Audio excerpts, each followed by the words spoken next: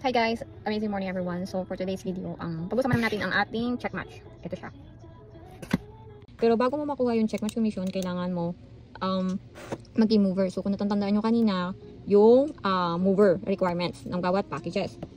So pag nakuha mo na naging mover ka na, ay mangyayari naman yung sales match and then itong check match commission.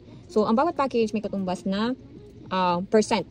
So, sa Jade, meron kang 10% Platinum, 10% Gold, 8% Silver, 5% sa Bronze, 5% sa Copper, as in 0. Kaya kung ikaw ay Copper, kailangan mo mag-upgrade into Jade. Halimbawa, madami ka na direct referral. Lahat ng mga direct mo, wala kang check match commission, as in 0. Ayan. So, halimbawa, ako ito, Jade.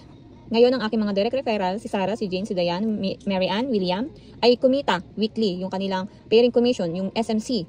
So, weekly, kumikita sila 10,000, si Jane 10,000, si Mary Ann 10,000, si William 10,000. So, dito, ay meron tayong 10% kasi Jade holder ka.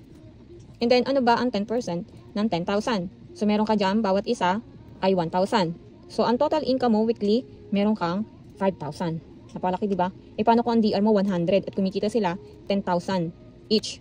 So, meron ka doon na check match commission kung ikaw ay Jade. Pero pag Copper ka, kahit 100 pa yan, yung iyong DR, wala kang check match, as in 0.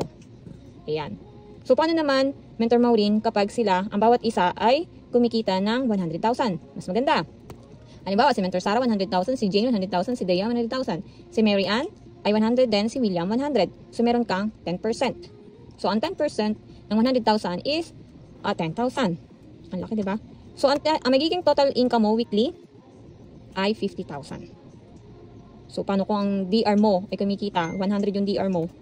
So, meron ka dyan 10,000 each. Depende dun sa kinikita ng bawat DR mo. Pag ikaw ay Jade holder. So, balik ulit tayo dyan. Ayan siya mga mentors. Sana naintindihan. Yun lamang po.